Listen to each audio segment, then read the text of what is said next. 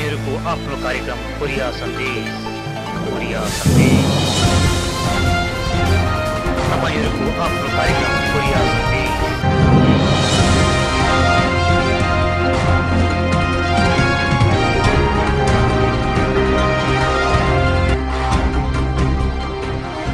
तपाईहरुको आफ्नो कार्यक्रम कोरिया सन्देश तपाईहरुको आफ्नो कार्यक्रम कोरिया सन्देश। दर्शकवृन्द नमस्कार, तपाईहरुले हेर्दै हुनुहुन्छ कोरिया सन्देश। कोरिया सन्देश कोरियाबाट युनिभर्सल अनलाइन टेलिभिजन मार्फत प्रसारण हुने कार्यक्रम हो। आज हामीले नेपालबाट उच्च शिक्षा हासिल गर्नका लागि कोरिया जाने विद्यार्थीहरूका लागि विशेष कार्यक्रम बनाएका छौँ। आज हामीसँग स्टुडियोमा 3 जना पाहुनाहरू हुनुहुन्छ। उहाँहरू हुनुहुन्छ दोलखा जिल्लामा जन्मिनुभएका प्रोफेसर डाक्टर भानु श्रेष्ठ। भानु श्रेष्ठ कोरियामा ख्वाङ्गुन युनिभर्सिटीका प्रोफेसर हुनुहुन्छ। अर्की पाहुना हुनुहुन्छ नेपालबाट उच्च शिक्षा हासिल गर्नका लागि कोरिया आउनुभएकी तनहुँ जिल्लामा जन्मिनुभएकी आस्था बिन्दु मल्ल।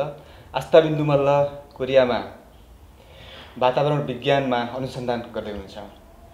त्यस्तै गरेर आज हामीसँग अर्का एकजना त्यस्ता पाहुना हुनुहुन्छ जो नेपालबाट उच्च शिक्षा हासिल गर्नका लागि कोरिया प्रवेश गरी कोरियाको ख्वाङ्गुन युनिभर्सिटीमा अध्ययनरत विवेक राज श्रेष्ठ। विवेक राज श्रेष्ठ ख्वाङ्गुन युनिभर्सिटीमा इलेक्ट्रोनिक इन्जिनियरिङ विषयमा विद्यावारिधि गर्दै हुनुहुन्छ।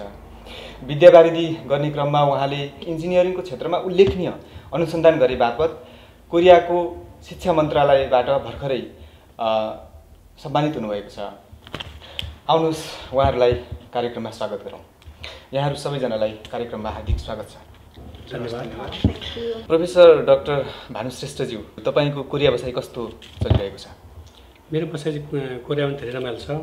अहिले चाहिँ म ख्वाङ्गुन युनिभर्सिटीमा फरेन प्रोफेसरको रूपमा काम गरिरहेको छु र प्लस म रिसर्चको काममा पनि व्यस्त छु आजभोलि। श्रेष्ठज्यू, नेपालबाट उच्च शिक्षा हासिल गर्नका लागि विद्यार्थीहरू विभिन्न विकसित मुलुकहरूमा जाने क्रम बढिरहेको छ। कोरियामा आउने प्रक्रिया के हो, यस बारेमा बताइदिनुहोस्। वास्तवमा कोरिया आउने प्रक्रिया चाहिँ अब 2-3 पार्टमा डिभाइड गर्न सकिन्छ। एउटा चाहिँ स्टुडेन्ट आफूले चाहिँ मतलब सम्बन्धित युनिभर्सिटीको वेबसाइटमा गएर सम्बन्धित डिपार्टमेन्टमा अथवा सम्बन्धित विषयमा चाहिँ उसले चाहिँ स्टुडेन्टले अप्लाई गर्न सक्छ। र अर्को मान्छेको सम्पर्कबाट आउन सक्छ। र अर्को कुरो चाहिँ यो कन्सल्टेन्सी मार्फत पनि आउन सक्छ। पहिला कुरा गरौँ, हामी ग्रेजुएसनको लागि कुरा गरौँ। ब्याचलर लेभल पढ्न जाने स्टुडेन्टको लागि उसले त्यहाँ बेसिक आधारभूत कुराहरू चाहिँ के पुरा गर्नुपर्छ? हजुर, वास्तवमा अन्डर ग्रेजुएट अथवा ब्याचलर्स लेभललाई चाहिँ उता नेपालबाट आउनेहरूले कम्तीमा पनि 12 क्लास पास गरेको हुनुपर्छ। कोरियन भाषामा चाहिँ कम्तीमा पनि लेभल 3 सम्म चाहिँ उसले अथवा टोपिकको लेभल 3 सम्म पास गरेको हुनुपर्छ। नेपालमै पास गरिसकेको हुनुपर्छ? नेपालमा अगाडि नै त्यो तयारी गरिसकेको हुनुपर्ने हो? हजुर, नेपालमा गरे पनि हुन्छ अथवा यहाँ आएर फेरि ल्याङ्ग्वेज टेस्ट पनि हुन्छ। फेरि त्यो अनिवार्य भएन, यहाँ आएर गरे पनि भयो? सुरुमा त्यहाँबाट गयो भने झन् राम्रो हुन्छ। 3टा चाहिँ उपायहरू बताउनु भयो यहाँले। हजुर, सबैभन्दा राम्रो उपाय के हुनसक्छ? सबभन्दा राम्रो उपाय भनेको आफैले चाहिँ युनिभर्सिटी रोजेर आफैले त्यो विषयलाई रोजेर आफूले अप्लाई गरेर गयो भने सबभन्दा राम्रो हुन्छ। कसरी त्यो आफूले रोज्न सक्छ? सबभन्दा राम्रो त इन्टरनेट माध्यमबाटै हो। प्लस अब यदि उसले कोही चिनेको मान्छे भए, होइन चिनेको मतलब सम्पर्कमा भए कोही मान्छे भए, त्यो मार्फतबाट पनि सजिलो हुन्छ। कति जति चाहिँ आफ्नो बजेट तयार गर्नुपर्छ? यहाँ आइसकेपछि उसलाई कतिको सहज हुन्छ? वास्तवमा बजेटको कुरा गर्नु बेला चाहिँ अब के हुन्छ भने उसले कति खर्च गर्छ भन्ने कुरा भर पर्छ। भए तापनि बेसिकली $10,000 ब्याङ्क एकाउन्ट देखाउनुपर्छ। उसले $10,000 ब्याङ्क ब्यालेन्स देखाउनुपर्छ। प्लस त्यति बाहेक अरू कुरा धेरै छन्। जस्तै अब त्यो उसको बुवा आमाले के गरेको छ, होइन उसको कामहरू सर्टिफिकेट पेस गर्नुपर्छ अथवा बुवा आमाको आइडी पनि पेस गर्नुपर्छ। र स्टुडेन्टको नाममा चाहिँ स्टुडेन्टको त्यो के अरे नाता प्रमाणित सर्टिफिकेट पनि पेस गर्नुपर्छ। यसमा अरू धेरै कुराहरू छन्। आस्था बिन्दु मल्लज्यू, यहाँको चाहिँ कोरिया बसाइ कसरी अगाडि बढिरहेको छ? हजुर, मेरो कोरिया बसाइ एकदमै रमाइलो छ। व्यस्तता भए तापनि सबै कुराहरू मैले एकदम इन्जोय गरिरहेको छु। म फिल्ड भिजिट, फिल्ड वर्कमा काम गर्छु। त्यसै गरी ल्याबमा अनि म ग्रेजुएसनको पनि तयारीमा छु अनि शनिबार आइतबार छुट्टीको समयमा चाहिँ साथीभाइ परिवारसँग काम गर्दैछु। विवेक राज श्रेष्ठज्यू, यहाँ कोरियामा सम्मानित हुनुभयो, हजुर कस्तो लागिरहेछ? हजुर पक्कै पनि अब सरकार, कोरिया सरकार शिक्षा मन्त्रालयबाट सम्मानित हुनु पक्कै पनि गर्वको विषय हो। यो सबै म लगायत नेपाली पुरै समुदायको लागि खुसीकै कुरा हो जस्तो लाग्छ मलाई। हुन्छ, हामी फेरि पनि कुरा गर्नेछौँ यहाँसँग। अहिले भने प्रोफेसर डाक्टर भानु श्रेष्ठज्यूसँग म कुराकानी जोड्न चाहन्छु। अप्लाई गर्ने बेलामा चाहिँ स्टुडेन्टले कसरी अप्लाई गर्ने? अप्लाई गर्ने बेलामा चाहिँ उसले मेरो विचारमा 3 तरिकाबाट अप्लाई गर्न सक्छ। एउटा चाहिँ अब आफूले जान खोजेको युनिभर्सिटीको वेबसाइटमा गएर आफू जुन विषय लिनुपर्छ त्यो डिपार्टमेन्टमा गएर चाहिँ त्यहाँबाट त्यो आफू चाहेको विषयमा एप्लाई गर्नु सक्छ उसले। त्यसमा वेबसाइटमा सबै कुराहरू एप्लिकेसन पनि हुन्छ, एप्लिकेसन त्यो गाइड पनि हुन्छ, गाइडलाइन पनि हुन्छ। र अर्को दोस्रो कुरा के हो भने व्यक्तिगत सम्पर्कबाट पनि हुनसक्छ। त्यो व्यक्तिगत सम्पर्क भनेको अब त्यो प्रोफेसरबाट हुनसक्छ अथवा त्यो प्रोफेसरको अन्डरमा रहेर पढिरहेको अथवा त्यो युनिभर्सिटीमा पहिल्यै पढेको नेपालीको माध्यमबाट पनि हुनसक्छ। र त्यस्तो कुरा के हुनसक्छ भने एउटा नेपालमा भएको कन्सल्टेन्सीको माध्यमबाट सर्टेन उनीहरूको कन्सल्टेन्सीको एउटा प्रोसेस हुन्छ। त्यो प्रोसेसभित्र रहेर उसले विद्यार्थीले उता बुझ्यो भने विद्यार्थीलाई सजिलो हुन्छ। कन्सल्टेन्सीबाट आउँदाखेरि त कन्सल्टेन्सीले लिने सर्टेन फी तिरिसकेपछि सबै प्रोसेस उसैले गरिदिन्छ है? हो, सबै गर्छ उसले। तर चाहिँ सेल्फ एप्लिकेसन गर्नु पऱ्यो भने चाहिँ अघि हजुरले भने जस्तो एउटा चाहिँ आफैले इन्टरनेटमा गएर यहाँको युनिभर्सिटी आफूले पढ्ने विषय मिल्ने युनिभर्सिटीमा चाहिँ भिजिट गरेर सेल्फ एप्लिकेसन गर्ने कुरा भयो।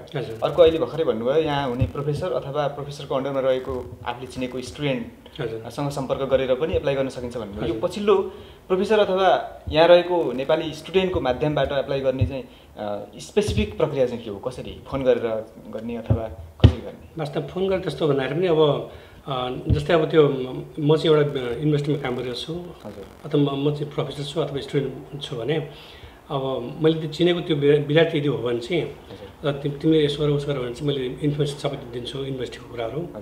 अनि त्यो दिएको गाइडलाइन अनुसार त्यो विद्यार्थीले त्यो सिधै त्यो फर्म भरेर एप्लाई गर्न सक्छ।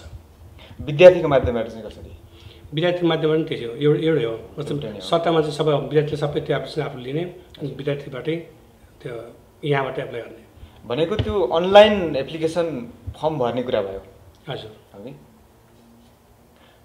त्यो अनलाइन पनि भयो होइन?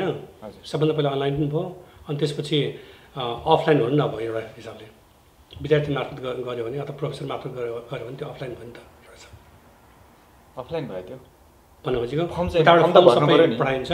फर्म यहाँबाट फ्याक्स गरेर पठाउने त्यसो भए? फर्म भरेर उताबाट पठाइन्छ होइन? हजुर, यहाँबाट सब प्रिन्ट उताबाट फर्म भर्दाखेरि त अनलाइन मार्फत भर्नु पऱ्यो नि। वेबसाइटमा गएर त्यहाँ राखिएको फर्म आफूले भरेर पठाउने हो नि होइन? अनलाइन पनि छ होइन? एउटा त्यो डाउनलोड गरेर चाहिँ आफूले त्यो लेखेर गर्ने पनि छ अथवा कम्प्युटर टाइपिङ गर्ने पनि छ। हुन्छ, फेरि पनि यो कुरालाई एकछिनपछि जोडौँला। अहिले हामी आस्थाबिन्दु मल्लसँग केही कुराकानी गरौँ। तपाईँ चाहिँ कोरिया कसरी आउनुभयो? ए हजुर, म चाहिँ यहाँ युवा वुमेन्स युनिभर्सिटीमा पहिला म मास्टर्स गर्न आएको हुँ। त्यसमा चाहिँ स्कलरसिप छ। त्यो स्कलरसिप चाहिँ अलिक गरिब देशको महिलाहरूको लागि, तर ट्यालेन्टेड वुमेन चाहिँ हुनुपर्छ है।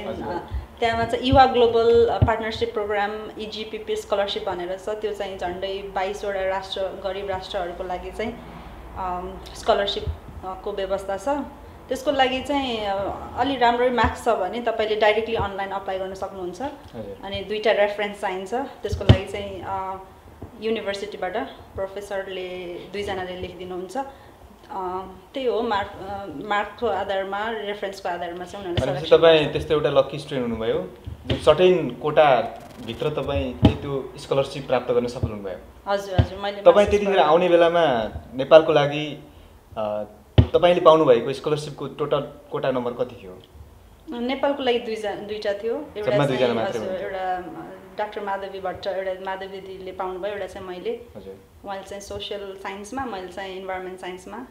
अनि त्यो स्कलरसिप चाहिँ एकदमै राम्रो छ भन्नाले राउन्ड ट्रिप जाने आउने फेयर अनि यहाँ कोरियन ल्याङ्ग्वेज 6 महिनाको अनि हस्टेलको प्लस मासिक खाना लाउन प्लस युनिभर्सिटीको फी पनि त्यसमा इन्क्लुड भएकोले कुनै महिला दिदी बहिनीहरू हुनुहुन्छ भने त्यो स्कलरसिप युवा ग्लोबल पार्टनरसिप प्रोग्राम भन्ने अप्लाई गर्नको लागि म एकदम इन्करेज गर्छु। त्यतिखेर तपाईँ त्यो स्कलरसिप प्राप्त गर्दाखेरि वास्तवमा तपाईँलाई कस्तो लाग्छ? आफ्नो त्यो क्वालिफिकेसन त्यो तपाईँले पाउनुभएको मार्क्स लेभलको आधारमै आएको जस्तो लाग्छ अथवा? डेफिनेटली फर्स्ट पहिलो चाहिँ मार्क्स नै हुनुपर्छ, दोस्रो कुरा चाहिँ रेकमेन्डेसन र तेस्रो कुरा लकी पनि हुनुपर्छ। रेकमेन्डेसन भनेको कतै? रेकमेन्डेसन भनेको चाहिँ प्रोफेसरले यो मेरो स्टुडेन्ट मैले पढाएको होइन उहाँको अनुभवमा अब कस्तो छ त्यही आधारमा लेखिदिने। त्यो दुईटा मात्रै कोटाको महत्त्व एकदमै हुन्छ होइन? अनि हजुर त्यो चाहिँ अब दुईटा कोटामा पर्नु भयो कि आस्थाबिन्दु मल्ल लक्की हुनुहुन्छ?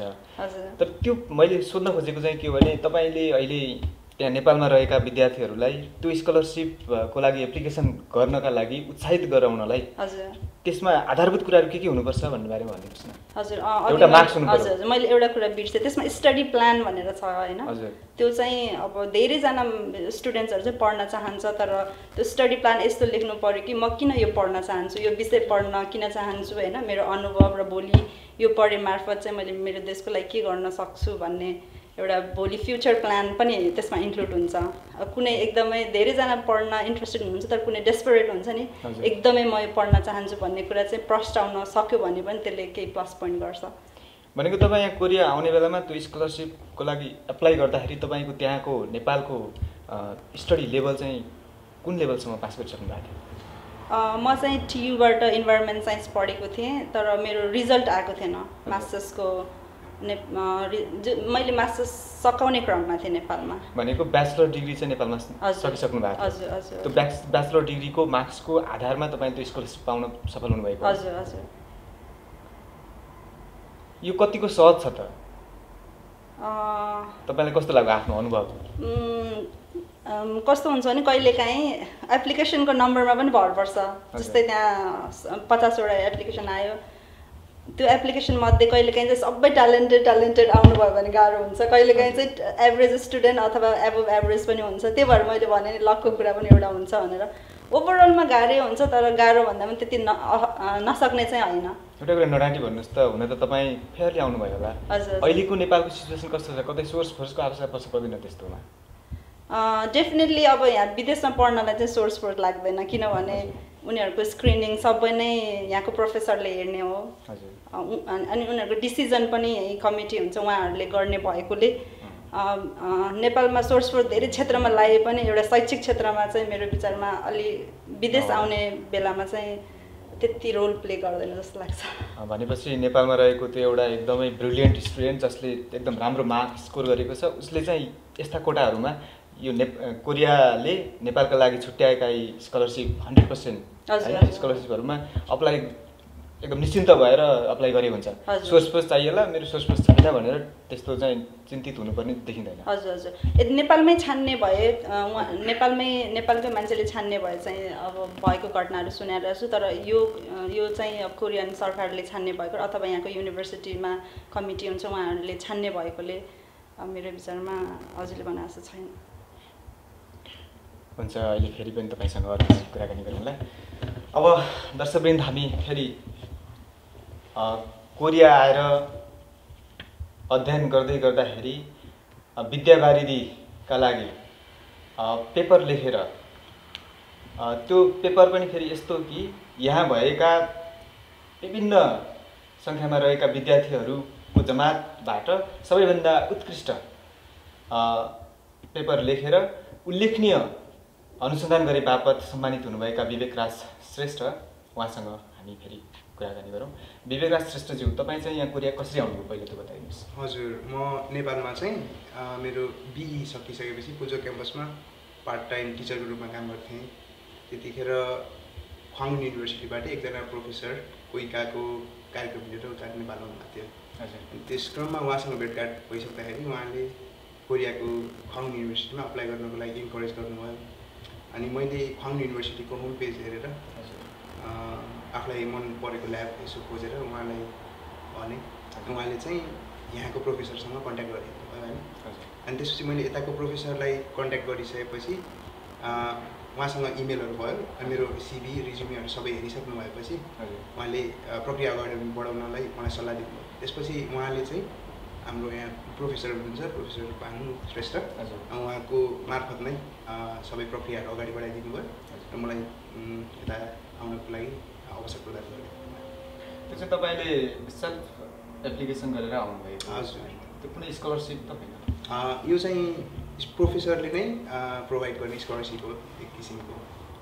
त्यसमा चाहिँ मैले मेरो स्कुलको ट्युसन फीहरू मेरो प्रोफेसरले नै सपोर्ट गरिदिनुहुन्छ अनि त्यसको अलावा मलाई यहाँ बस्ने खाने खर्च पनि उहाँले नै सपोर्ट गरिदिनुहुन्छ। ए भनेपछि तपाईँ पनि यहाँ कोरियामा रहेको ख्वाङ्गुन युनिभर्सिटीमा टिचिङ गरिरहने प्रोफेसरको रिकमेन्डेसनमा आउन सफल हुनुभयो? हजुर। तपाईँलाई कस्तो लाग्छ त्यसरी आउनका लागि अहिले नेपालमा भएका विद्यार्थीहरूले के गर्न आवश्यक छ? हजुर, अब त्यसको लागि त उहाँ प्रोफेसर भानु श्रेष्ठले भन्नुभएको जस्तै पहिलाबाट कुन युनिभर्सिटीमा आउने त्यो कुरा निश्चित गर्नु पऱ्यो। त्यसपछि कुन विषयमा चाहिँ आफूले पढ्ने या उच्च शिक्षा हासिल गर्ने भन्ने कुरा चाहिँ त्यो निश्चित गरिसके पश्चात त्यो प्रोफेसरलाई इमेल मार्फत सम्पर्क गरेर आफू चाहिँ यो विषय पढ्नको लागि इच्छुक भएको र आफ्नो योग्यताको बारेमा खुलस्त कुराकानी गरिसकेपछि प्रोफेसरले यदि इन्ट्रेस्ट देखाउँछ त्यो विद्यार्थीलाई आएर आफ्नो ल्याबमा उसले अवसर प्रदान गर्न सक्छ भने चाहिँ प्रोफेसरले उसलाई पोजिटिभली रेस्पोन्ड गर्छ। त्यो रेस्पोन्डको अनुसार चाहिँ प्रोफेसरसँग सम्पर्कमै त्यसरी आउने।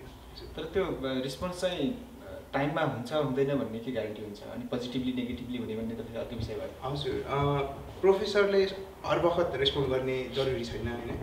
भनेपछि धेरैवटा युनिभर्सिटीमा अप्लाई गरिरहेको हुन्छ विद्यार्थीले। नेपाली विद्यार्थीहरूले युएसमा अप्लाई गर्दा होस् या अरू देशमा, कोरियामा पनि त्यही लागु हुन्छ। धेरैवटा युनिभर्सिटीमा अप्लाई गर्दाखेरि यदि उसको प्रोफाइल हेरेर उसको रेज्युमे हेरेर यदि प्रोफेसरले इन्ट्रेस्ट देखाउँछ भने ल्याबमा चाहिँ उसले सपोर्ट गर्न सक्ने विद्यार्थीको सङ्ख्या हुन्छ। अनि त्यो सङ्ख्यामा चाहिँ यदि खाली छ होइन भ्याकेन्सी छ भने चाहिँ उसले इन्ट्रेस्ट देखाउन अनि उसले रिप्लाई गर्छ त्यसपछि होइन। अथवा छैन भने चाहिँ अहिलेलाई छैन पछि फेरि अप्लाई गरेर यदि इम्प्रेस भयो भने, होइन भने रेस्पोन्ड नआउन पनि सक्छ। यो पनि नेपालमा चाहिँ इक्जाममा चाहिँ हजुर राम्रो स्कोर ल्याएको स्टुडेन्टको लागि मात्र नभयो? हजुर, एक किसिमले त्यही। हजुर, मानव नेपालमा चाहिँ अहिले फर्स्ट डिभिजन स्कोर गरेको स्टुडेन्टले कोरिया आउनको लागि चाहिँ कतिको सर्च छ? हजुर, फर्स्ट डिभिजन भनेको राम्रो स्कोर हो हेर्नुहोस् है। अनि फर्स्ट डिभिजन आएर यदि उसले आफ्नो स्कोर मात्र इम्पोर्टेन्ट होइन, यदि उसले पढाइमा अरू एक्स्ट्रा करिकुलर एक्टिभिटिजहरू हुन्छ त्यसमा चाहिँ उसले आफ्नो अचिभमेन्टहरू हुन्छ नेपालमा त्यो देखाउने कुराहरू चाहिँ यदि उसले प्रोफेसरलाई कन्भिन्स गराउन सक्छ कि म यदि एकदमै साँच्चीकै इच्छुक हुँ र योग्य छु भन्ने खालको कुरा उसले देखाउन सक्यो भने ऊ सजिलै कोरिया आउन सक्छ। जस्ट थर्ड डिभिजनमा पास गरेको स्टुडेन्टको लागि चाहिँ कतिको सम्भावना हुन्छ कोरिया आएर उच्च शिक्षा हासिल गर्नको लागि? हजुर, मेरो विचारमा थर्ड डिभिजन चाहिँ त्यस्तो अट्र्याक्टिभ हुन्छ जस्तो लाग्दैन मलाई। एटलिस्ट फर्स्ट डिभिजन चाहिँ चाहिन्छ। फर्स्ट डिभिजन भनेको 60% ओभर हो होइन नेपालको हिसाबले। एटलिस्ट 60% ओभर चाहिन्छ जस्तो मलाई लाग्छ। हुन्छ, फेरि पनि कुराकानी गर्दै गरौँला। डाक्टर भानु श्रेष्ठज्यू, तपाईँले चाहिँ यहाँ प्रोफेसर भइकन अहिलेसम्म त्यस्तो कुनै स्टुडेन्टलाई रिकमेन्ड गर्नुभएको छ कि छैन? मैले वास्तवमा म आफूले पर्सनल रिकमेन्ड भन्दाखेरि पनि होइन। हजुर, युनिभर्सिटीको लागि युनिभर्सिटीको एउटा युनिभर्सिटीको इन्फर्मेसन मैले दिइरहेको हुन्छु सबैलाई। अहिले पनि म दिइरहेको छु। मैले यो युनिभर्सिटीमा चाहिँ यो विषय राम्रो छ भनेर होइन। जस्तै अब हाम्रो विवेक केशव त्यस्तै हो। विवेक केशव भयो, योभन्दा अगाडिका विद्यार्थीहरू भए अलिक पछिका विद्यार्थीहरू पनि अब त्यसलाई पनि इन्फर्मेसन दिइरहेको छु मैले। तपाईँले नै रिकमेन्ड गर्नुभयो विवेकजीलाई? रिकमेन्डेसन भन्नाले गरेको भन्ने मिल्छ मैले, किनभने त्यो सबै कुरा म मार्फत भएको हुनाले। हजुर हजुर। अहिले आएर विवेक राज श्रेष्ठज्यूले चाहिँ यो कोरियाको शिक्षा मन्त्रालय मार्फत उल्लेखनीय रिसर्च गरेको कारणले पाउनुभएको त्यो सम्मान देख्दाखेरि तपाईँ आफूलाई पनि गर्व लाग्छ होला? मलाई गर्व लाग्छ एकदम, किनभने यो विवेक मात्र होइन कि यो सम्पूर्ण नेपाली विद्यार्थीहरूको पनि ठुलो गौरवको कुरा हो यो। हजुर, एउटा नेपालको नाम राखेको भयो नि त कोरियामा, त्यो हिसाबले खुसी छु म पनि। म मात्र होइन, ख्वाङ्गुन युनिभर्सिटीको सब स्टाफहरू खुसी छन् र युनिभर्सिटीको नाम अगाडि गएको छ नि त। अवश्य पनि। हजुर हजुर एउटा चाहिँ प्रोफेसर भएको हैसियतले यस्तो ब्रिलियन्ट स्टुडेन्टले चाहिँ अप्लाई गरेको सन्दर्भमा यहाँले रिकमेन्ड गरेर त्यस्तो नेपाली एउटा विद्यार्थीलाई यहाँ उच्च शिक्षा हासिल गर्नको लागि अवसर दिन सक्ने सम्भावना तपाईँको के कस्तो छ? अझै पनि म चाहिँ यदि कोरियामा यसरी फरेन प्रोफेसरमा यदि सधैँभरि भन्दाखेरि पनि अब बसिरह्यो भने होइन त्यो कुरा जारी रहन्छ। किनभने नेपालमा चाहिँ पढेर धेरैतिर अप्लाई गरेर बसेका विद्यार्थी धेरै हुन्छन्। अब त्यसमा सबै सेलेक्सन हुन्छ पनि छैन नि। त्यो हिसाबले के हुन्छ भने कतै भएन, जस्तै अब एकदम टार्गेट त स्टुडेन्टको अमेरिकै हुन्छ। अब त्यहाँ भएन भने के भन्ने पनि हुन्छ फेरि। अब जब कोरियाको बारेमा सबै कुरा थाहा भयो भने कोरियाको मतलब यो हायर एजुकेसनको बारेमा सबै थाहा भयो भने उसले अवश्य कोरियामा एप्लाई गर्छन्, मलाई विश्वास छ। यदि त्यो भयो भने के हुन्छ भने मैले ती कुरा मतलब मैले त्यो विद्यार्थीहरूलाई मैले त्यो जसले चाहिँ चाहना राख्छन् पढ्नको लागि पनि त्यो उनीहरूलाई चाहिँ इन्फर्मेसन पठाएर रेकमेन्डेसनलाई म गर्न सक्छु। आस्था बिन्दुज्यू, तपाईँले यहाँ कोरिया आएर स्टडी गर्दै गर्दाखेरि यहाँको स्टडीको त्यो संस्कृति, त्यो कल्चर, त्यो लेभल कस्तो पाउनुभयो? हजुर, कोरियामा चाहिँ सबैभन्दा ठुलो कुरा चाहिँ एकदमै मेहनत गर्नुपर्छ अनि लङ वर्किङ आवर्स छ होइन। As a student, as a worker तपाईँले थाहा छँदैछ, हामी एकदमै मेहनतका साथ आफ्नो काम चाहिँ समयमा गर्नुपर्छ, त्यो एक नम्बरमा भयो। अनि दोस्रो कुरा चाहिँ नेपालको तुलनामा यहाँ रिसर्च फेसिलिटिजहरू एकदम धेरै छ। जस्तै लाइब्रेरीमा बुक्सहरू, अनलाइन पेपरहरू, पढ्ने स्रोत र हामीलाई त्यो त अवश्य नेपालको एउटा चाहिँ अब विकसित हुँदै गरेको मुलुक र चाहिँ विकसित मुलुकमा पाउने फेसिलिटी त पक्कै पनि फरक हुने नै भयो। एउटा कुरा बताइदिनुहोस् न, तपाईँ नेपालबाट कोरिया त्यस्तो स्कलरसिपमा आइसकेपछि सम्पूर्ण फेसिलिटी पाउनुभयो, तपाईँलाई त कुनै समस्यै भएन है? तपाईँका साथीभाइहरू हुनुहुन्छ होला अथवा तपाईँले चिनेका अन्य विद्यार्थीहरू हुनुहुन्छ होला जो समस्यामा पर्नुभएको छ, कस्तो कस्तो समस्याहरू आउँदो रहेछ, कस्ता कस्ता चुनौतीहरू आउँदो रहेछन्? हजुर, म केही वर्ष अगाडि सनसिक यहाँ विद्यार्थीहरूको छात्र सङ्गठन सनसिकको प्रेसिडेन्ट भएर काम गर्ने मौका पनि पाएको थिएँ। त्यति बेला धेरै भाइ बहिनी साथीहरूले चाहिँ एक नम्बरमा चाहिँ ल्याङ्ग्वेज अलि प्रब्लम नै छ यहाँ।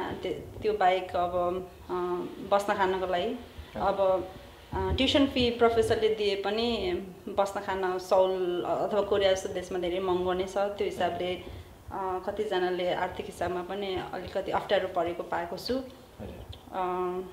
ट्युसन फी प्रोफेसरले दिए पनि भन्नुभयो नि, त्यो कुन स्कलरसिप पाउने स्टुडेन्टको कुरा गर्नुभएको? तपाईँले आफूले पाउनुभएको स्कलरसिपको कुरा गर्नुभएको कि नर्मल जोसुकै स्टुडेन्टले पनि यहाँ आइसकेपछि ट्युसन फीहरू त्यस्तो प्रोफेसरबाट पाउने भन्ने त होइन होला? होइन, जस्तै अब एउटा चाहिँ गभर्मेन्ट स्कलरसिप हुन्छ, त्यो चाहिँ गभर्मेन्टले तिर्दिन्छ ट्युसन फी। ट्युसनदेखि लिएर अरू के फेसिलिटी हुन्छ त्यो गभर्मेन्ट स्कलरसिप? गभर्मेन्ट स्कलरसिपमा पनि त्यही राउन्ड ट्रिप जाने आउने प्लेन भाडा अनि मासिक बस्न खानको लागि, अनि कोरियन ल्याङ्ग्वेज 1 वर्ष र अनि ट्युसन फी, त्यो चाहिँ फेसिलिटी हजुर तपाईँले पाउनुभयो त्यो सबै? हजुर हजुर।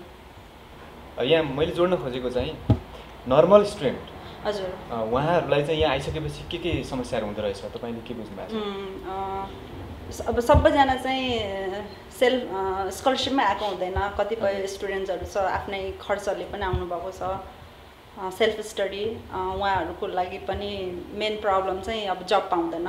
हजुर, अब यहाँ पार्ट टाइम अरू अन्य देशमा जस्तै यहाँ पार्ट टाइम काम गरेर ट्युसन युनिभर्सिटी जान एकदम गाह्रो छ, त्यो एउटा समस्या भयो। अनि दोस्रो कुरा चाहिँ इन्सुरेन्सहरू हुँदैन, बिरामी पर्दा यहाँको उपचार खर्च एकदमै महँगो भएकोले, अनि भाषाको कुरा मेन चाहिँ। हजुर, प्रोफेसर डाक्टर भानुश्रेष्ठज्यू, यहाँले पनि धेरै अनुभवहरू सङ्घाल्नु भयो होला, यहाँ आएका नेपाली विद्यार्थीहरूका समस्याहरूसँग परिचित हुनुहुन्छ होला, केही त्यस्ता समस्याहरूका बारेमा बताइदिनुहोस् न। वास्तवमा जब विद्यार्थी भएर विदेश हुन्छ होइन, विदेश सकेपछि विभिन्न समस्याहरू सामना गर्नुपर्ने हुन्छ। सबभन्दा पहिले त भाषाको समस्या हुने भइहाल्यो। जबकि जब उसलाई भाषा आउँदैन, भाषा नआएपछि के हुन्छ भने यहाँ चाहिने कुरा उसले भन्न सक्दैन। भन्न सकेपछि त्यति टाइम पास भइरहेको हुन्छ, खासै प्रगति केही पनि भइरहेको हुँदैन र उसले केही पनि बुझिरहेको हुँदैन। फेरि सबै त्यो जस्तै यहाँको विद्यार्थीहरूले अथवा स्टाफले इङ्ग्लिस बोल्यो भने त अलिक सजिलो हुन्थ्यो अरे, त्यो चाहिँ एकदम कमै बोल्छन्। इङ्ग्लिस कन्ट्रीमा त इङ्ग्लिस ल्याङ्ग्वेज भएको कारणले गर्दा अलिक सहज हुन्छ। कोरियामा पक्कै पनि त्यो एउटा समस्या भयो। त्यो समस्या भयो एउटा। त्यसको लागि तपाईँ अब यहाँ कोरियामा चाहिँ आउने विद्यार्थीहरूको लागि भाषिक रूपमा के कस्तो तयारी गरी राम्रो हुन्छ भन्न चाहनुहुन्छ? मेरो विचारमा यदि कोरियामा आउने इन्ट्रेस्ट छ भने चाहिँ होइन, नेपालमै बसेर कोरियन भाषा पढेर आउनुहुन्छ केही महिना, बेसिक नलेज लिएर आए राम्रो। हजुर। विवेक राज श्रेष्ठज्यू, तपाईँलाई चाहिँ त्यतिखेर भाषिक समस्याहरूले कतिको विरोध? हजुर अवश्य पनि। म आएको ल्याबमा हजुर त्यतिखेर 8 जना कोरियन मेरो सिनियरहरू हुनुहुन्थ्यो, म जुनियर मोस्ट होइन, 9औं सदस्यको रूपमा ल्याबमा भर्ना भएको थिएँ। 9 जना कोरियन मध्ये अङ्ग्रेजी बोल्न जान्ने 1 जना मात्र सिनियर हुनुहुन्थ्यो अनि 7 जना कोरियन सिनियरहरू कोरियन भाषामा मात्र मसँग कुरा गर्नुहुन्थ्यो। साह्रै नै बिरोलेको थियो। त्यसपछि म बाध्य भएर कोरियन ल्याङ्ग्वेज स्कुलमा पनि भर्ना हुन बाध्य भएँ। अनि त्यसपछि 2-4 महिना सिकिसकेपछि थोरै कन्फिडेन्ट आउँदो रहेछ। सुरुमा बच्चा भए जस्तो लाग्यो, किन भन्दा अआइ पढे जस्तो, गगागी पढे जस्तो। नेपालमा हुँदा चाहिँ कति पनि पढेर आउनु भएन? हजुर, मैले त्यो तयारी थिएन। यता मैले सोचेको थिएँ इङ्ग्लिसमा पढाइ हुन्छ भन्ने खालको, तर त्यस्तो वातावरण रहेनछ यता। हुन्छ भानुश्रेष्ठज्यू, हजुर अब नेपालमै हुँदाखेरि नै केही बेसिक रूपमा कोरियन भाषा सिकेर आउनु बेटर हुने नै भयो। यहाँ आइसकेपछि केही अरू समस्याहरू भाषिक बाहेक अरू समस्याहरू के हुन सक्छ? यहाँ आएपछि पनि जस्तै अब भाषा एउटा जाने भन्नु होइन, जानेपछि अर्को एउटा कल्चरको समस्या आउँछ फेरि, किनभने नेपाल कल्चर यहाँ कल्चर अलिक फरक छ। प्रोफेसर डाक्टर भानुश्रेष्ठज्यू, अब हामी अलिकति प्रसङ्ग बदलौँ। जस्तो यहाँ पढ्नकै लागि भनेर आउने विद्यार्थीहरूको कुरा गऱ्यौँ हामीले, उच्च शिक्षा हासिल गर्नकै लागि आउने विद्यार्थीहरूका बारेमा यस्ता यस्ता चाहिँ प्रक्रियाहरू छन् भन्ने भयो। अब अहिले नेपालबाट यो पढाइलाई चाहिँ माध्यम बनाएर, स्टुडेन्ट भिसालाई माध्यम बनाएर यहाँ आएर केही धन आर्जन गर्ने लक्ष्यका साथ आउने विद्यार्थीहरूको लागि चाहिँ के भन्न चाहनुहुन्छ? अब वास्तवमा त्यो एकजना विद्यार्थी नेपालबाट यहाँ आउँछ भने होइन, विद्यार्थी भएरै त्यो पढ्ने हिसाबले आएर राम्रै हुन्छ। तर विद्यार्थीको नाममा चाहिँ अब काम गरेर पैसा कमाउने धन्दामा लाग्यो भने चाहिँ अलिकति समस्या होला भन्ने मेरो कुरो हो। किनभने विद्यार्थी भिसा लिएर चाहिँ काम गर्नु भनेको एउटा इलिगल पनि हो। किनभने विद्यार्थी भएर काम गर्नको लागि हप्ताको 20 घन्टा बाहेक बढी काम गर्न पाइँदैन विद्यार्थी भिसामा आएपछि। चाहिँ भ्याकेसनमा चाहिँ उसले जति काम गरे पनि हुन्छ। फेरि काम गरेर यदि पढ्ने त्यो वातावरण यदि मिलाउन एडजस्ट गर्न सक्यो भने चाहिँ होइन धेरै राम्रो हो। तर साइन्स र इन्जिनियरिङ विषय लिनेहरूले चाहिँ सायद त्यसरी काम गरेर पढ्न चाहिँ साह्रै गाह्रो हुन्छ। भ्याकेसन चाहिँ जम्मा कति पिरियडको हुन्छ कोरियामा? भ्याकेसन भनेको झन्डै 2 महिना जति हुन्छ, रफली 2 महिना जति हुन्छ। अब 2 महिनाभित्रमा अब काम गरे पनि कति कमाउँछ होइन, उसको सायद यहाँ अलिकति लाइफ मेन्टेनको लागि उसले सामान्य जीवनको लागि उसले त्यसको मतलब तपाईँ यो भन्दै हुनुहुन्छ कि स्टुडेन्ट भिसालाई माध्यम बनाएर कोरिया आएर धन कमाउँछु भन्ने चाहिँ सबै नदेखि पनि हुन्छ। अथवा यहाँ आइसकेपछि अवैधानिक रूपमा काम गरेर धन कमाउन त सक्ने भयो नि, स्टुडेन्टलाई पुरै छोडेर गर्न सक्छ होइन। हजुर, तर त्यसो गर्नु हुँदैन वास्तवमा, त्यसो गर्नुहुन्न थियो। तर केही विद्यार्थीहरूले त्यसो गरेको पाइएको छ। हजुर, अब उनीहरू भनेको जस्तै पढ्ने उद्देश्य होइन कि स्टुडेन्ट भिसा लिएर चाहिँ यहाँ भित्र छिरेर मतलब एउटा काम गरेर पैसा कमाउने। अनि यो प्रक्रिया यो खालको चाहिँ त्यो विद्यार्थीको नियतका कारणले गर्दाखेरि समग्र एउटा नेपाल जस्तो देश र त्यहाँ चाहिँ साँच्चै पढ्न भनेर आउने विद्यार्थीहरूलाई कतिको प्रभाव पारेको तपाईँले पाउनु भएको छ? धेरै प्रभाव पर्छ। किनभने कोरियामा गएपछि अब काम पनि गर्न पाउँछ, पढ्न पनि पाउँछ भन्ने एउटा जुन दुईवटा कुरा छ नि त, त्यो चाहिँ एकैचोटि हुन्छ कि हुँदैन भन्ने कुरा चाहिँ सोच्नुपर्छ उनीहरूले पहिला। तर जब विद्यार्थी भएर कोरिया छिरेर यदि काम गर्छु यदि भन्यो भने चाहिँ होइन अलिकति एउटा नराम्रो जस्तो लाग्छ मलाई। नेपाल भनेको एउटा गरिब देश भएकोले पनि त्यसो भएको कि हजुर अथवा कोरिया गएर जसले पनि कोरियामा जाने पैसा कमाउने भन्ने त्यो उद्देश्यले आएको पनि हुनसक्छ होइन। त्यस्ता कुराहरूले प्रेरित भयो भने चाहिँ त्यस्तो काम सम्भव छ, तर त्यो राम्रो होइन। खाङ्गुन युनिभर्सिटीमा प्रोफेसरको हैसियतमा टिचिङ गर्दै गर्दाखेरि कोरियन प्रोफेसरको कम्युनिटीभित्र चाहिँ यस्ता विषयहरू कहिले कहिले उठ्छन् उठ्दैनन्?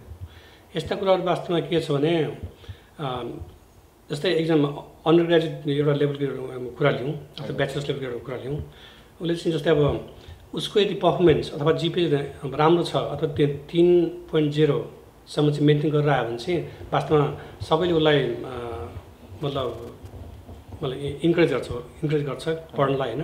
त्यो उसले अरूले केही पनि वाच गर्दैन उसलाई। मैले भन्न खोजेको चाहिँ जस्तो नेपालबाट चाहिँ स्टुडेन्ट भिसालाई माध्यम बनाएर यहाँ आएर इलिगल्ली काम गरिरहेका विद्यार्थीहरूको जमातलाई हेरेर त्यो तपाईँको सर्कलमा त्यो लेभलमा त्यो कम्युनिटीमा केही कुराहरू चल्छ चल्दैन यस्तो गर्छन् विद्यार्थीहरूको भिसा लिएर आउने नेपालबाट पढ्न चाहिँ आउँदैनन् अथवा केही मान्छे मात्रै पढ्न आउँछन् त्यो कुरा चाहिँ प्रोफेसर लेभलमा भन्दाखेरि पनि होइन प्रशासनिक लेभलमा चाहिँ कुरा भइरहेको हुन्छ। हजुर त्यही भएर मलाई भर्खर कुरा गरेर फेरि म जोड्छु। जसको जिपे चाहिँ 2 भन्दा कम आउँछ होइन भने 2 भन्दा कम आउँछ भने चाहिँ उसले चाहिँ प्रशासनबाट प्रोफेसरलाई त्यो इन्फर्मेसन दिइरहेको हुन्छ ताकि यो स्टुडेन्टलाई चाहिँ वाच गर है यसो किन यस्तो मतलब कम जिपे आयो भने त्यहाँबाट मोनिटरिङ गर्न सुरु हुन्छ। अब लगातार उसले चाहिँ काम गर्ने नपढ्ने भइसकेपछि के हुन्छ भने उसको मार्क्स पनि कम आउनु भयो नि त।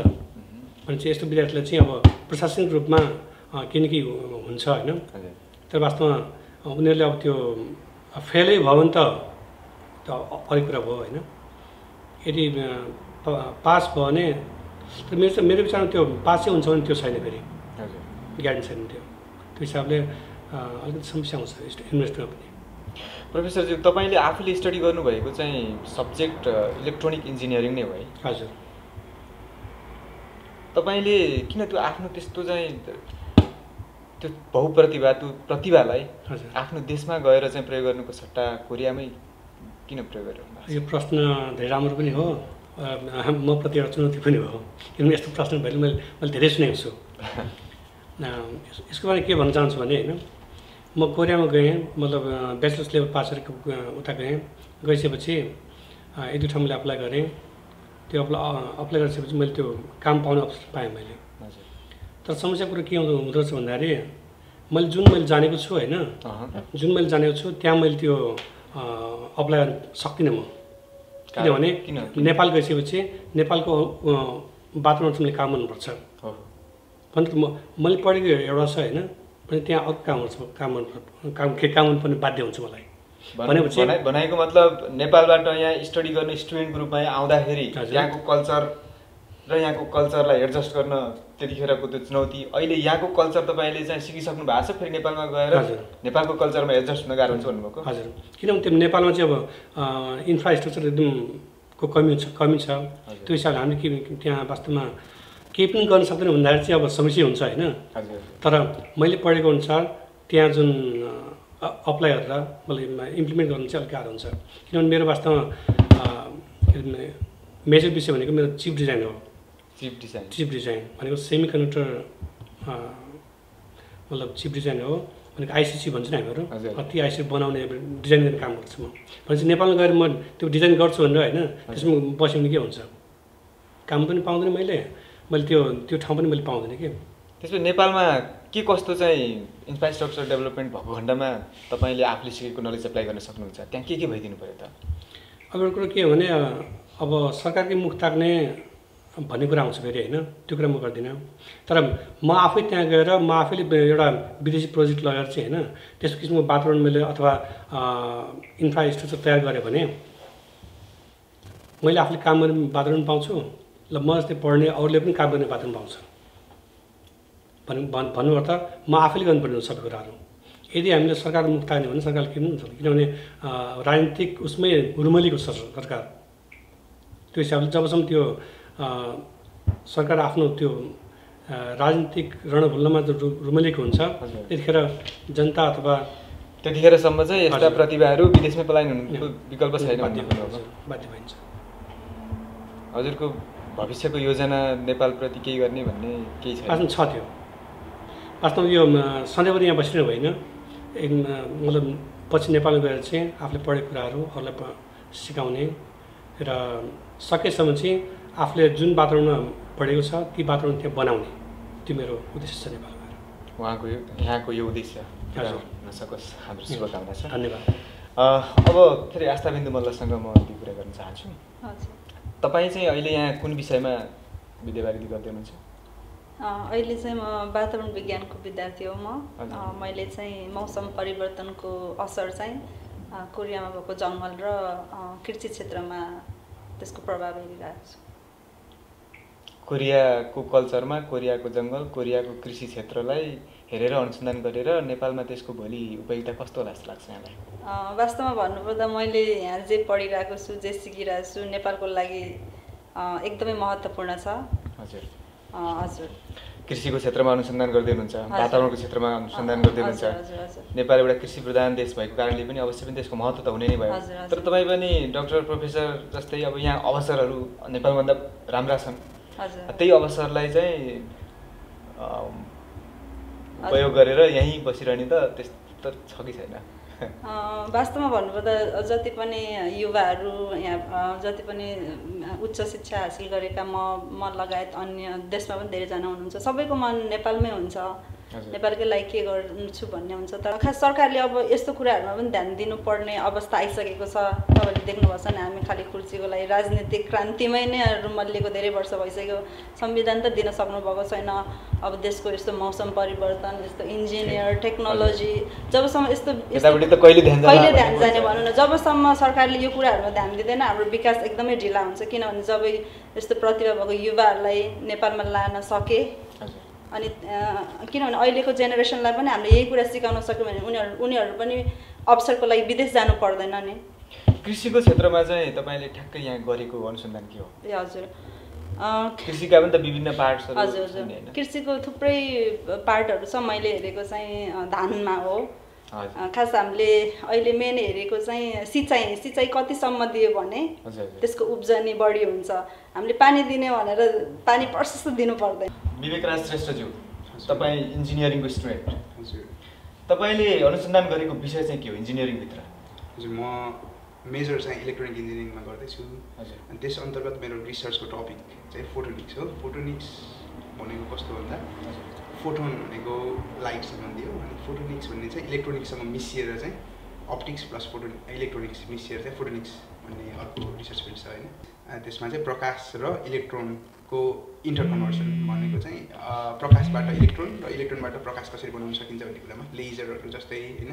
अरू भनेको चाहिँ अब हाम्रो डिस्प्लेको डिभाइसहरू छ जस्तै आइफोन, आइप्याड, अनि त्यसपछि मोनिटर्सहरू भयो, प्लस अहिले सोलर सेल भयो होइन। सोलर सेल भनेको चाहिँ अब सूर्यको प्रकाशलाई चाहिँ कसरी अब विद्युतमा कन्भर्ट गर्ने भन्ने खालको कुराहरू, त्यस्तोको विषयमा चाहिँ रिसर्च गर्दैछु।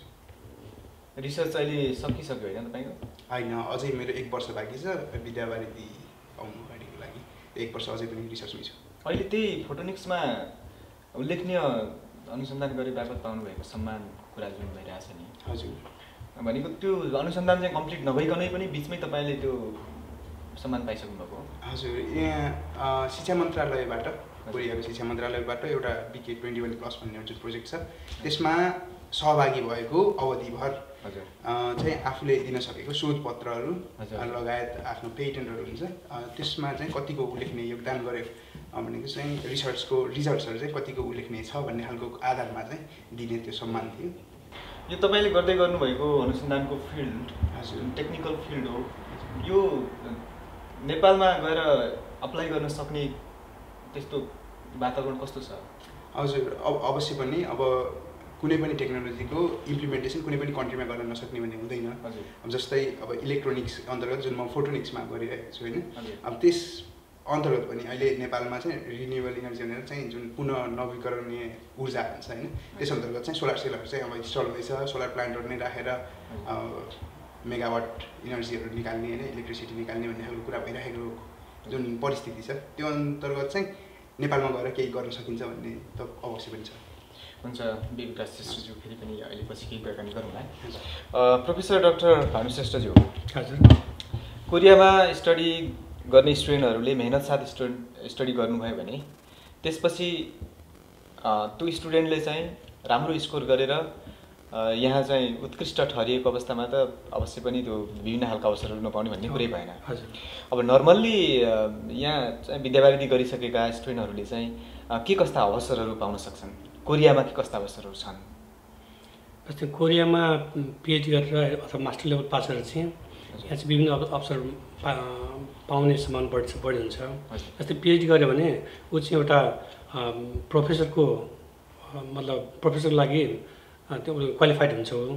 उसले कुनै पनि युनिभर्सिटीमा चाहेको युनिभर्सिटीमा चाहिँ अप्लाई गर्न सक्छ उसले पिएचडी गऱ्यो भने। एउटा त्यो अवसर भयो। त्यो अवसर भयो। अनि अर्को अवसर के भनेपछि जस्तै अब त्यो इन्डस्ट्रीहरूमा मतलब के अरे मतलब भनौँ न अब यहाँ कम्पनीहरूमा त्यो काम गर्ने अवसर पनि पाउँछ उसले। किनभने आफूले पढेको जुन विषय हुन्छ त्यो विषय अन्तर्गतको जो त्यो काम गर्नुको लागि चाहिँ त्यो कम्पनी गयो भने त्यहाँ रिसर्च डिपार्टमेन्ट छ एउटा होइन, त्यहाँ पनि राम्रोसँग त्यो आफ्नो पढेको काम त्यहाँ इम्प्लिमेन्ट गर्न पाउँछ अथवा कामको अवसर पनि पाउँछ।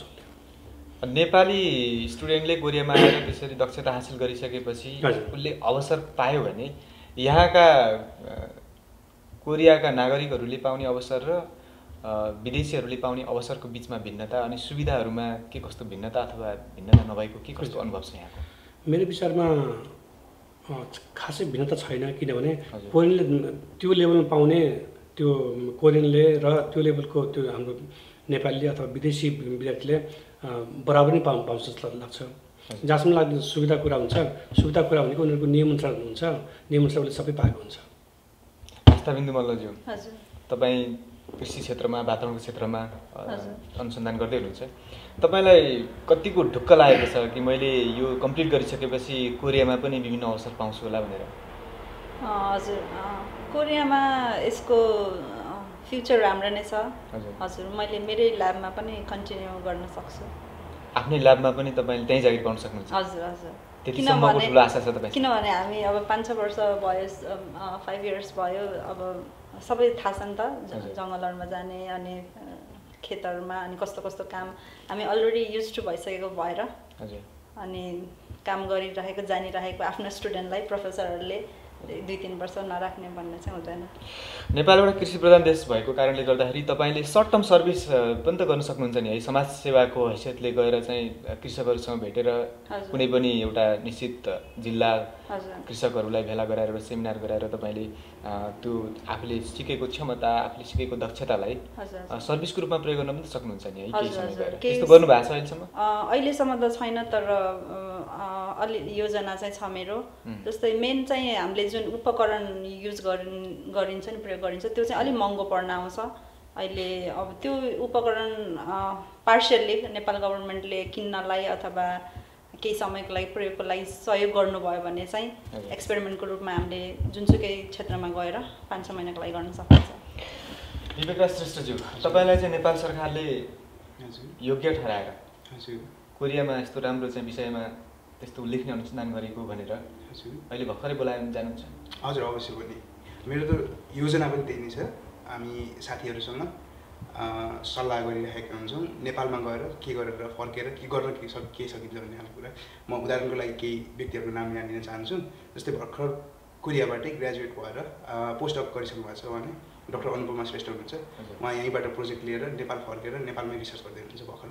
अर्को साथी हुनुहुन्छ मेरो युएसबाट विक्रम अधिकारी, ऊ पनि युएसबाट क्यानाडाबाट मास्टर्स गरेर ऊ नेपालमा फर्केर उसले पनि नेपालमा चाहिँ व्हिल चेयर यो के भन्छ डिसेबल्ड पिपलहरूको लागि सहयोगार्थ उसले चाहिँ अटोमेटेड व्हिल चेयरको लागि चाहिँ उसले रिसर्च गर्दैछ। 5 इयर्स प्रोजेक्ट लिएर ऊ फर्किसकेको छ। त्यस्तै खालको योजना मेरो पनि छ। हेरौँ त्यो योजनालाई कतिको यथार्थमा बदल्न सकिन्छ।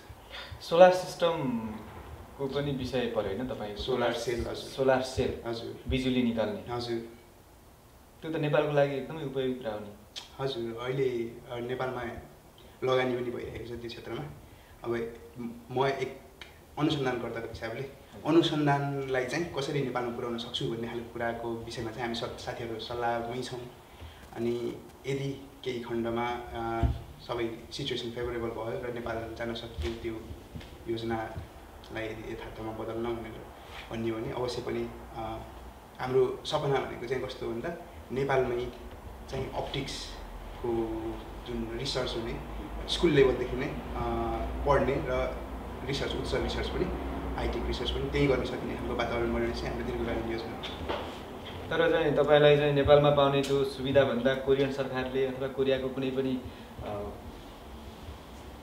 प्राइभेट संस्थाले हजुर त्यो अवसर अफर गर्यो भने तपाईँ केही समय यहाँ काम गरेर बस्ने योजना छ कि छैन? हजुर अल्पकालीन योजना त मैले आफैलाई तयार गर्नु पर्यो सुरुमा। हजुर अनि त्यसको लागि प्लस नेपालमा जानको लागि वातावरण पनि मैले तयार गर्नुपर्छ। म नेपालमा गएर हावामा केही गर्न सक्ने स्थिति छैन। त्यसको लागि विदेशी लगानी अवश्य पनि चाहिन्छ। यहीँको युनिभर्सिटी अथवा अर्को कुनै युनिभर्सिटीबाट सपोर्ट लिएर नेपाल जाने हो। अनि त्यो स्थितिमा चाहिँ नेपालमै गएर गर्ने विचारहरू भनेपछि त्यसमा कमाइभन्दा पनि काम गराइ कतिको हुन्छ भन्ने खालको कुरा महत्त्वपूर्ण हुन्छ जस्तो लाग्छ मलाई चाहिँ। हुन्छ, धन्यवाद। अन्तमा प्रोफेसर भानुश्रेष्ठज्यू, अहिले यहाँ कोरियामा रहेका विद्यार्थीहरूको लागि अन्त्यमा के भन्न चाहनुहुन्छ? म के भन्न चाहन्छु भने यदि पढ्न आएको भने चाहिँ राम्रोसँग पढ्ने र त्यो कोरियाको मतलब युनिभर्सिटी काम मतलब पढ्ने अनुसन्धान गर्ने र सफलता हासिल गर्ने भन्नु अर्थ एउटा उदाहरणको लागि विवेकले जुन एउटा सरकारबाट अवार्ड पाएको छ कोरियामा, एउटा यस्तो कुराहरू चाहिँ लगातार देख्न पाओस् पढेर चाहिँ नेपाली स्टुडेन्टहरू ब्रिलियन्ट हुन्छन् भनेर एउटा आफ्नो देशलाई चिनाउने हजुर विवेकराज श्रेष्ठ जस्ता नेपालीहरू हुन्, धेरै जन्मियोस् हजुर भन्ने म चाहन्छु। र उनीहरूले चाहिँ एउटा कुरा के छ भने अर्को कुरा के छ भने यदि आफूले के कुरा थाहा छैन भने होइन थाहा हुने साथले सोध्ने र नजिकको प्रोफेसर नजिकको आफ्नो सिनियरको सरसल्लाह लिएर चाहिँ आफ्नो पढाइको गतिलाई निरन्तरता दियो भने चाहिँ धेरै राम्रो हुन्छ। हुन्छ, यहाँहरूले आफ्नो व्यस्तताको बावजुद पनि कार्यक्रममा सहभागिता जनाइदिएर विद्यार्थीहरूको लागि यो उपयोगी कार्यक्रम बनाउनमा सहयोग गरिदिनुभयो। यहाँहरूको यो उपस्थितिको लागि हार्दिक आभार प्रकट गर्दै हामी धन्यवाद व्यक्त गर्न चाहन्छौँ। हजुर धन्यवाद है कार्यक्रममा बोलाइदिनु भयो, कुराहरू सेयर गर्न अवसर दिनुभयो, त्यसको लागि तपाईँलाई पनि धन्यवाद। हुन्छ, यहाँहरूको पढाइको त्यो रफ्तार अझ अगाडि बढोस्, अझ धेरै सफलताहरू हासिल हुन सकुन्। हार्दिक शुभकामना।